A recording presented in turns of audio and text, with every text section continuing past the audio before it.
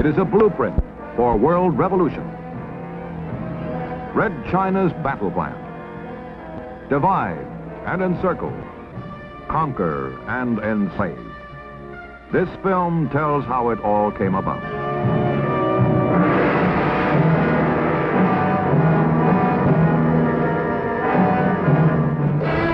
China ceased to dominate various territories, which included 3.5 million square miles, an area equal in size to 3 Indias, or almost all of Europe.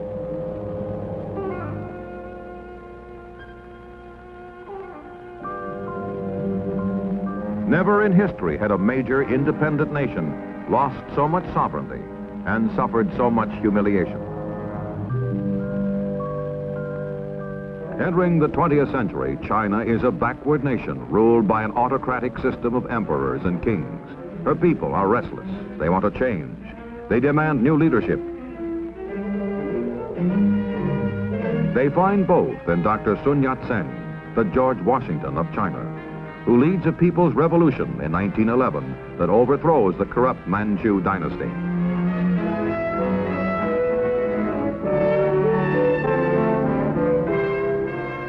Dr. Sun's attempts to establish democracy in China are hampered by reactionaries, restorationists, warlords.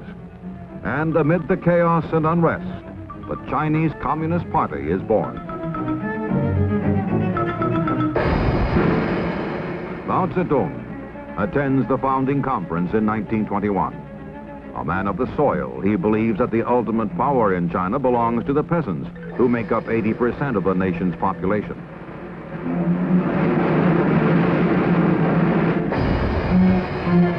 And so, says Mao Zedong, China's communist revolution must begin in the rural areas and sweep over the cities.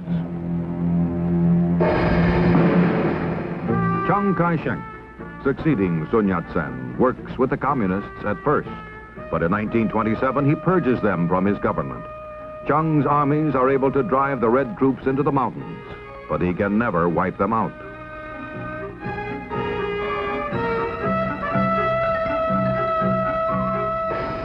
And in 1934, Mao Zedong undertakes his long march in search of sanctuary in the remote province of Shenxi, in the caves of Yan'an. It is as if an army had been ordered to march on foot 6,000 miles through hostile territory in 1 year. Following a tortuous roundabout route, the communists cross 18 mountain ranges, some of them higher than the European Alps.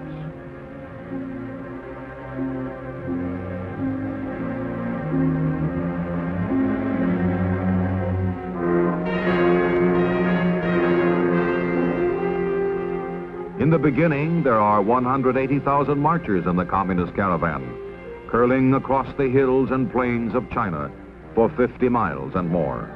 Casualties are enormous. 3/4 of the marchers die en route. But the survivors press on, and when they reach their mountain sanctuary, Mao himself is on hand to salute and welcome them. He is and has been throughout the long march in full command.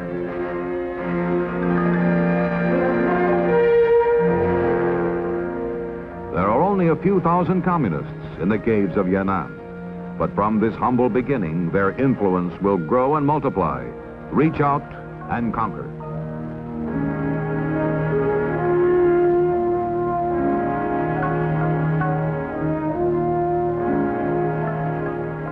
The communists ideologically are constantly on the attack, denouncing the nationalist government and Chiang Kai-shek. And Mao does something no military leader in China has done before. He sends his soldiers into the fields to work beside the peasants, to help them, and to talk to them of the new China, the communist China, in which landlords will be made to give up their farms to the peasants.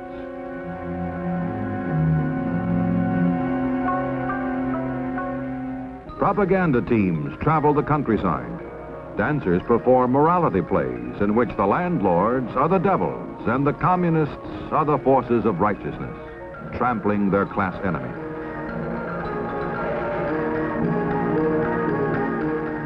Chiang Kai-shek is aware of the growing pro-communist sentiment in China. He realizes that it is a threat as great, if not greater, than the aggressive ambitions of the Japanese.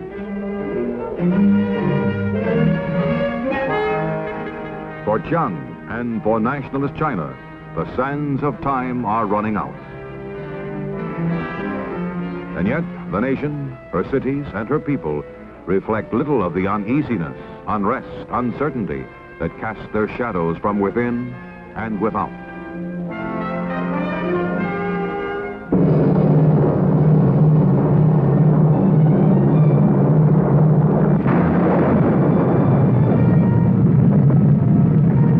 Shanghai, 1937. The blow falls. Japan strikes.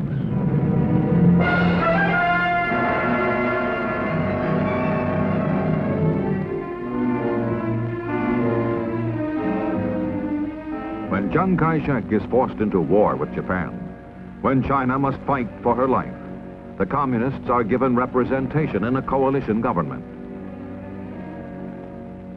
Mao Zedong makes his real aims very clear. We are fighting 70% for self-development, 20% for compromise, 10% against Japan.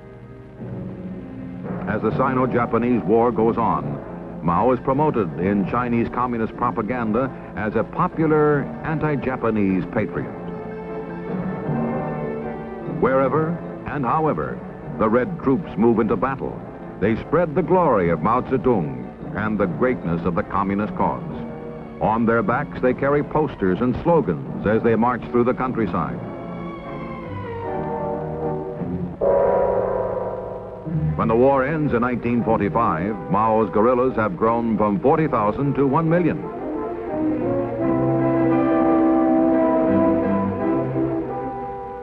The enemy from without has been conquered, but within, the fight has just begun.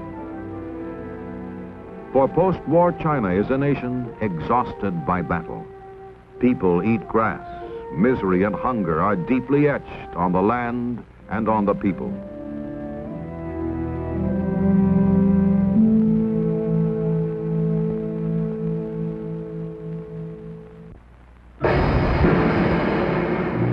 This is the time for Mao Zedong to launch his so-called War of National Liberation. Communist forces have been strengthened by the acquisition of captured Japanese weapons and ammunition, stockpiled in Manchuria and seized with Russian assistance. Mao's strategy is based on a protracted war, a war that will weaken the nationalists as the communists grow stronger. Enemy advances, we retreat. Enemy camps, we harass. Enemy tires, we attack. Enemy retreats, we pursue. Time and again, Chiang Kai-shek's stronger, better equipped army units find themselves fighting an elusive, shadowy enemy that melts into the mountains.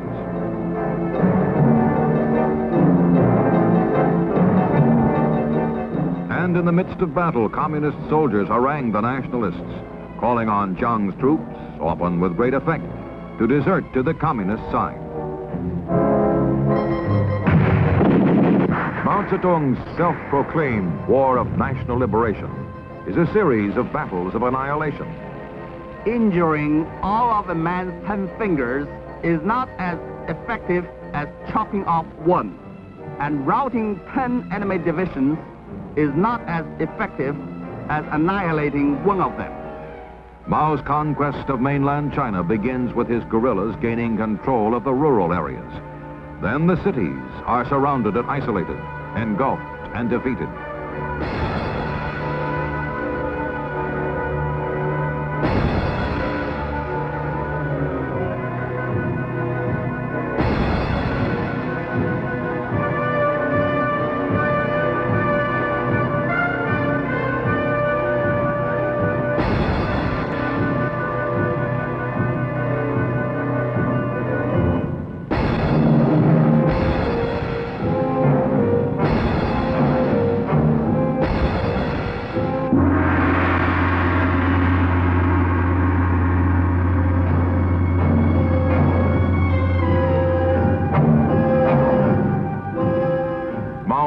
blueprint for conquest is succeeding just as planned.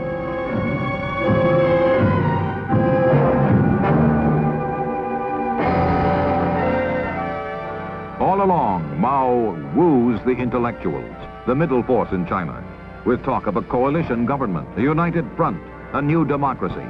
But Mao's promises of popular representation only mask the communist leader's real intentions.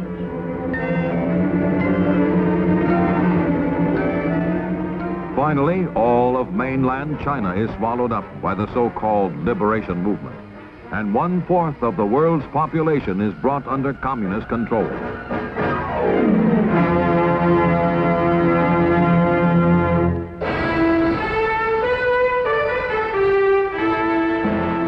But on Formosa, renamed Taiwan, more than 10 million Chinese remain free. Chiang Kai-shek has escaped and set up a Republic of China government in opposition to the communists. Chiang signs a mutual defense treaty with the United States and vows one day to liberate captive China.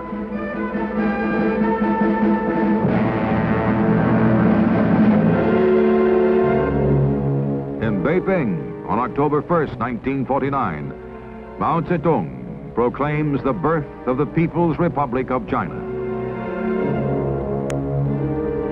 In communist China, with the War of National Liberation won, Mao Zedong reveals to the world that he is no gentle agrarian reformer. In the first 5 years of the People's Republic, at least 800,000 anti-communists, by Mao's own admission, are tried and executed. Millions more die from local excesses, from imprisonment, from assignment to so-called labor reform units. In foreign affairs, Mao becomes increasingly militant.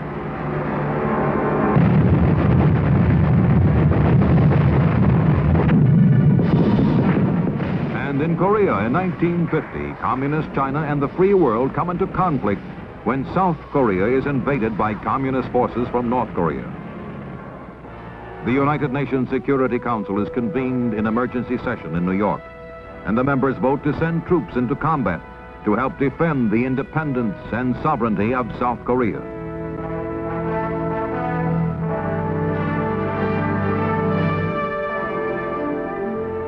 In December 1950, the Red Chinese intervene on the side of North Korea.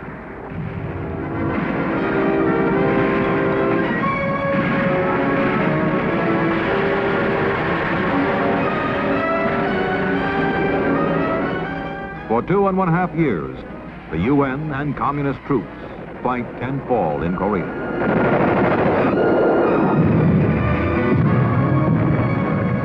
The United Nations forces hold, and in July 1953 at Panmunjom, an armistice is signed, fixing boundary lines much as they were when the invasion began.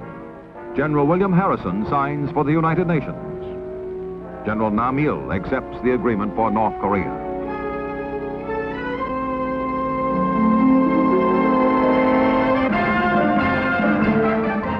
As the communist Chinese troops withdraw and return to their homeland, Mao Zedong claims a momentous victory over the free world.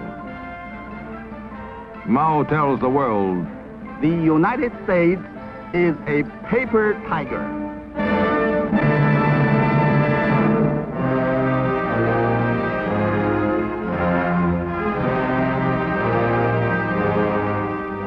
Immediately after the establishment of the People's Republic, all is harmony between the Chinese dragon and the Russian bear. Moscow rolls out the red carpet for the visitor from Peking. And it is not long before the two giants of the communist world, controlling together more than 1 billion lives, sign a 30-year treaty of friendship, alliance, and assistance. Each country promises not to join in any coalition against the other, and both agree to consult regularly on matters of mutual concern.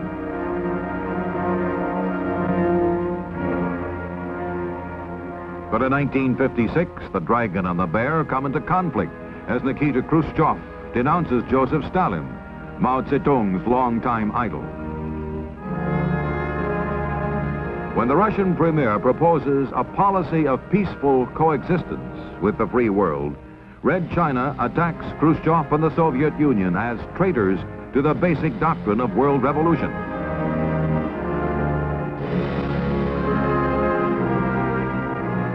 As the years go by, the rift grows wider.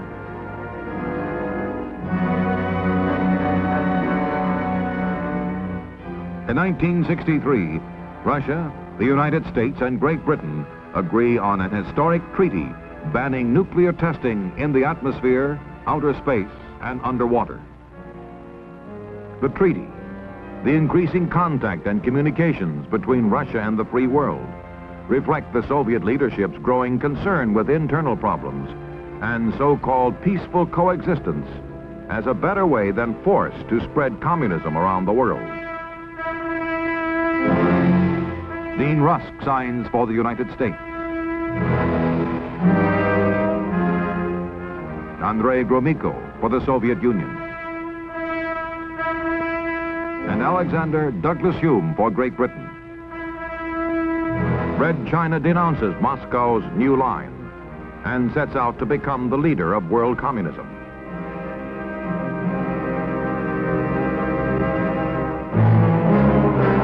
As generations of leadership change, as years pass, Peking may change its militant position. But today, Communist China seeks to spread its own brand of global revolution.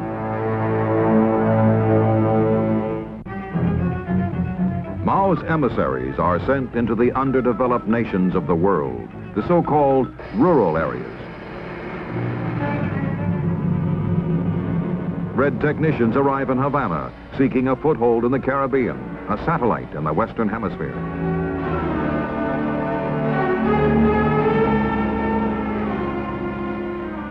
Raul Castro, Fidel's younger brother, travels behind the bamboo curtain to be greeted and decorated by Chinese military officials.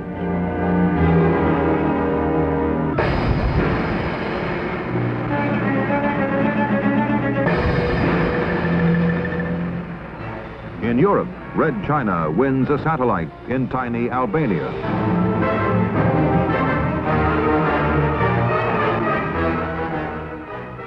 And in talks and meetings, the Red leaders preach their gospel of world revolution through people's wars of national liberation.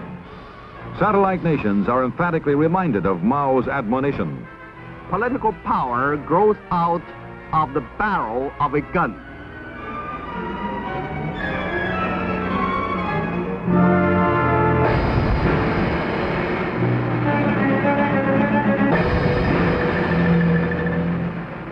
In Africa, Ghana and its leader, Kwame Nkrumah, received special... On state visits, the Ghanaian president is greeted by Zhou Enlai as Peking seeks to spread its influence throughout Africa.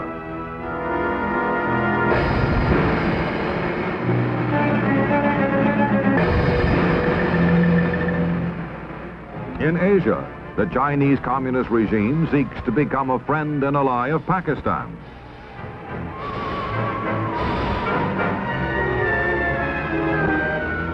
Zhou Enlai, Peking's apostle of world revolution, as he meets with President Ayub Khan.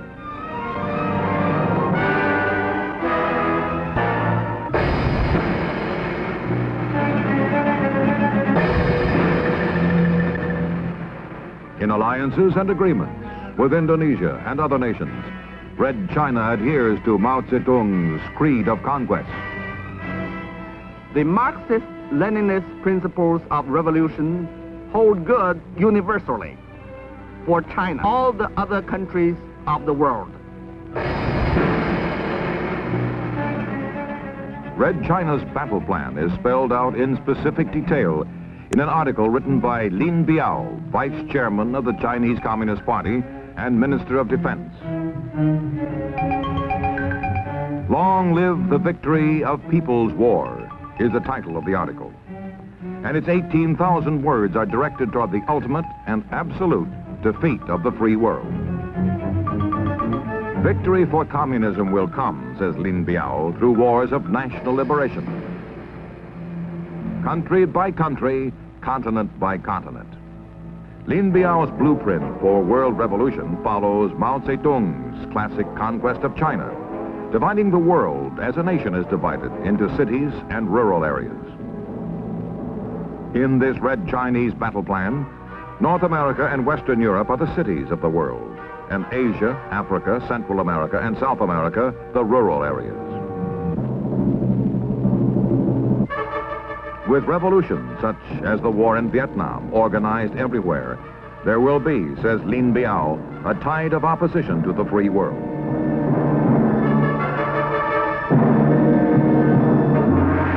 And the imperialists, the reactionaries, the Khrushchev revisionists will be swept from the stage of history. The struggle of the Viet Cong, adds Lin Biao, is now the focus of the struggle of the people of the world. The communists are waging a guerrilla war patterned after Mao Zedong's War of National Liberation. In Vietnam, as in China 2 decades ago, communists seek to dominate the countryside until the dense thicket of communism surrounds, entangles, and finally chokes the cities. And the Viet Cong fight with guerrilla tactics tested and perfected by Mao Zedong. Use any technique of terror, subversion, treachery that will harass and cripple the enemy. And so civilian prisoners are bound and chained and slaughtered by the Viet Cong.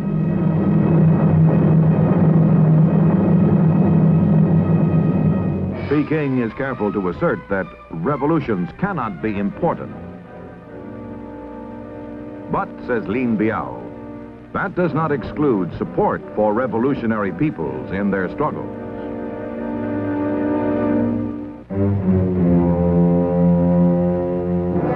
Thus does militant communist China and Mao Zedong see the day when Peking becomes the ideological center of a world enslaved. But in many countries, the Red Chinese battle plan has failed. In Ghana, Kwame Nkrumah, good friend and faithful ally of Mao Zedong, is today a fallen idol, a deposed ruler, a man without a country.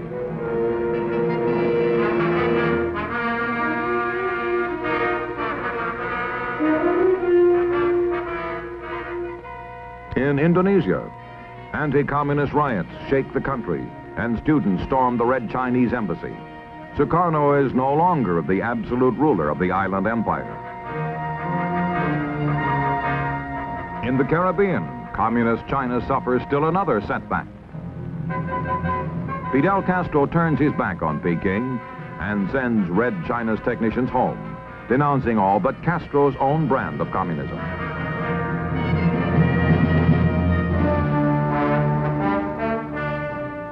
In Asia, nations large and small stand together, strong, alert.